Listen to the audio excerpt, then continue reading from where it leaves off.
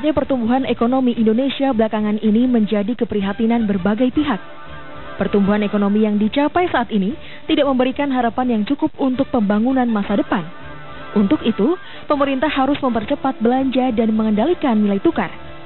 Selain persoalan lambatnya pertumbuhan ekonomi, ada 3 persoalan lain yang harus dijawab oleh pemerintah, yaitu harga dan ketersediaan bahan pokok, kestabilan rupiah, dan tabungan masyarakat.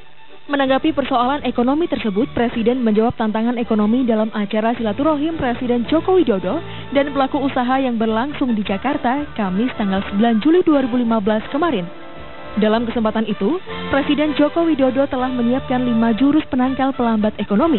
Di antaranya, pemerintah akan fokus pada penyesuaian kebijakan perpajakan pro pertumbuhan dunia usaha dan percepatan belanja serta penyerapan anggaran.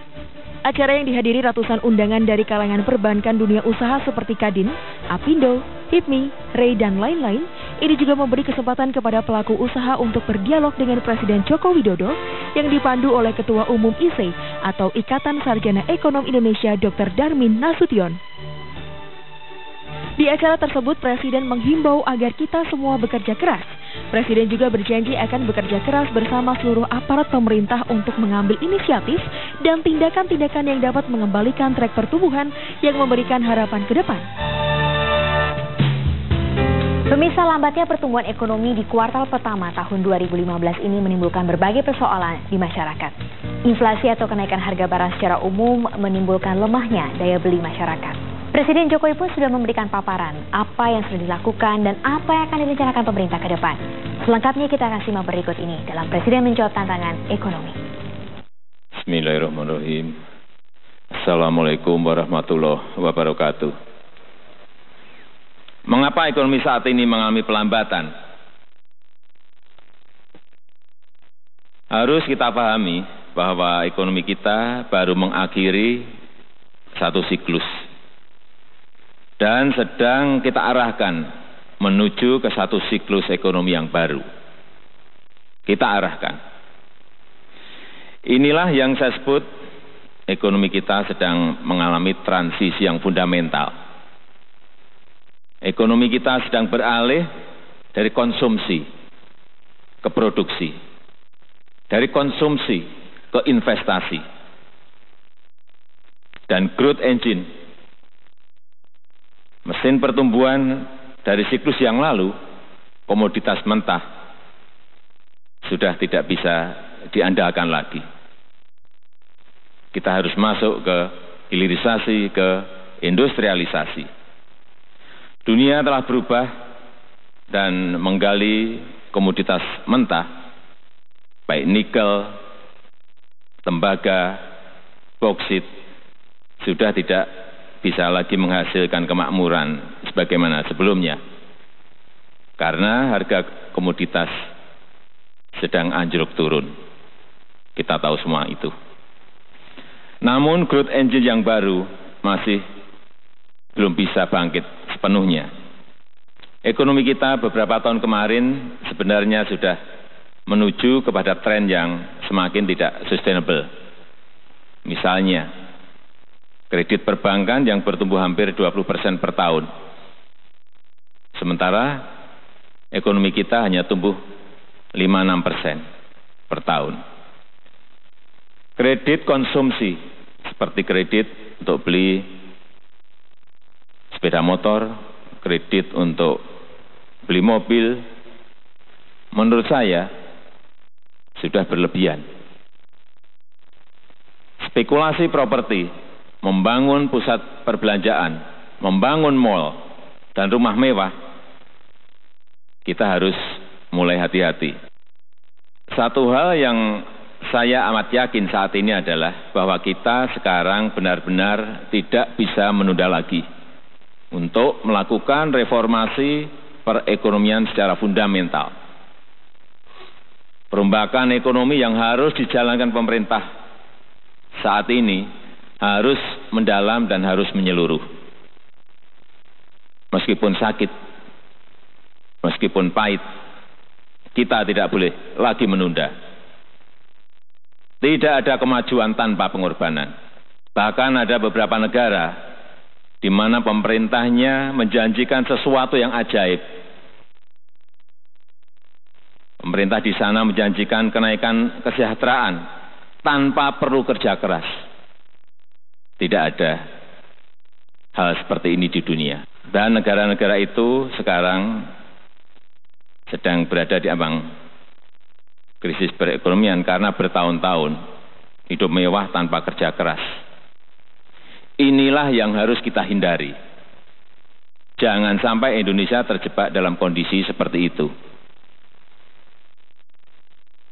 Bapak, Ibu, dan hadirin sekalian, distorsi ekonomi seperti yang terjadi dalam beberapa tahun terakhir mengakibatkan banyak ketimpangan-ketimpangan dan ketidakseimbangan dalam masyarakat dan dalam perekonomian. Spekulasi aset yang menggembungkan nilai aset membuat kesenjangan sosial semakin besar. Investasi kita di sistem pendidikan dan bidang kesehatan amat diperlukan supaya sumber daya manusia kita menjadi lebih baik. Bila solusi yang kita cari adalah menggenjot lagi distorsi ekonomi, maka akan memperburuk ketimpangan-ketimpangan ekonomi yang sudah ada. Perekonomian kita membutuhkan reformasi yang struktural. Memang kita tidak bisa ambil jalan pintas. Tidak bisa saya ngomong simsalabim, kemudian masalah bisa teratasi. Juga tidak bisa.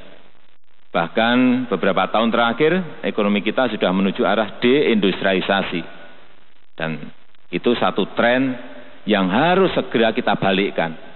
Bapak Ibu bisa bayangkan, Indonesia adalah zona ekonomi maritim terbesar di dunia. 2/3 wilayah Indonesia adalah air. Namun pada saat ini, 80% dari semua kapal yang kita beli setiap tahun adalah dari impor. Padahal galangan kapal di sini siap. Saya tahu karena saya cek di Batam. Sampai 17.500 DWT aja mereka siap, bisa membuat, apalagi yang kecil-kecil. Di samping kebutuhan domestik yang besar, galangan kapal ini juga padat karya. Juga kita kaya dengan tenaga kerja muda yang tidak sulit untuk dididik. Keterampilannya dalam konstruksi kapal. Sehingga dalam rapat terbatas, saya sudah perintahkan, pemerintah tidak boleh lagi memesan kapal dari luar negeri. Tidak boleh lagi impor. Buat sendiri di negara kita, karena kita sudah siap. Sehingga juga akan memperbaiki neraca perdagangan kita. Dan secara makroekonomi pun kebiasaan impor seperti itu sudah tidak sustainable. Kita harus hemat devisa dengan memenuhi lebih banyak keperluan kita dari dalam negeri. Bapak Ibu hadirin yang saya hormati, kita harus membangun growth engine yang baru. Kita memerlukan revolusi di budaya manajemen. Menghadapi kelemahan kurs dan kenaikan harga barang impor, produsen jangan asal langsung menaikkan harga. Itu yang biasa terjadi. Kurs naik, harga naik. Mestinya kita harus berpikir bagaimana kita bisa menekan ongkos. Kita bisa mengefisienkan biaya, menekan biaya. Bagaimana kita bisa mengubah sistem produksi, bisa mengubah sistem distribusi. Kalau perlu, bagaimana mengubah desain supaya kita lebih efisien. Tapi tentunya untuk membangun growth engine yang baru, mesin pertumbuhan yang baru, butuh waktu, butuh proses. Jangka pendek, stabilisasi. Untuk menjembatani transisi perekonomian perlu belanja pemerintah. Perlu government spending melalui proyek. Sambil menunggu bangkitnya sumber perekonomian baru, ada masa transisi yang bisa ditopang dulu oleh pemerintah untuk sementara lewat belanja pemerintah. Solusi lain yang sedang kita kejar adalah bekerja keras untuk menggalang dana investasi, terutama dari Jepang, dari Korea, dari Tiongkok, dari Singapura, dari Jerman, dari Amerika. Tapi orang bertanya, banyak yang bertanya, apakah hutang negara akan naik tajam akibat pendanaan ini? Perlu saya tekankan bahwa pendanaan ini untuk investasi yang meningkatkan produktivitas. Sekali lagi, untuk investasi yang meningkatkan produktivitas. Bukan utang untuk konsumtif. Sekali lagi, bukan utang untuk konsumtif. Dan bukan utang untuk subsidi BBM. Ini yang harus dibedakan. Dengan kebijakan yang kita rancang, saya yakin pada sisa tahun 2015 ini, stimulus ekonomi akan dapat mendorong pertumbuhan ekonomi sebesar 0,1 sampai 0,3%.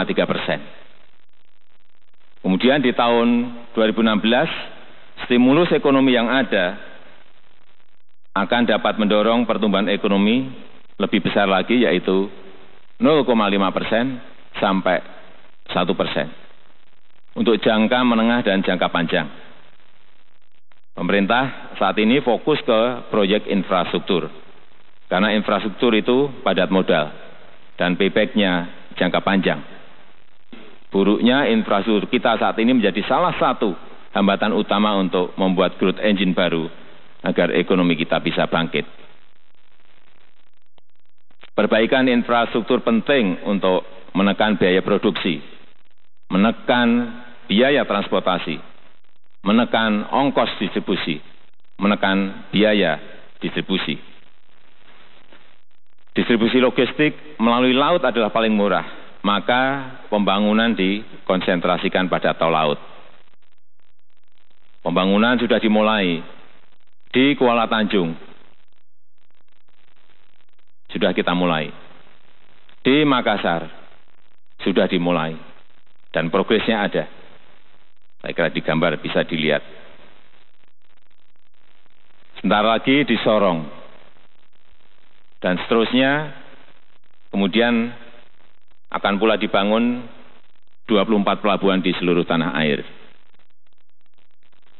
Dan mulai April lalu telah dikerjakan tol Trans Sumatera yang nantinya akan membentang dari Lampung menuju ke Palembang, ke Padang, ke Pekanbaru, ke Medan, ke Aceh sepanjang 2.600 km.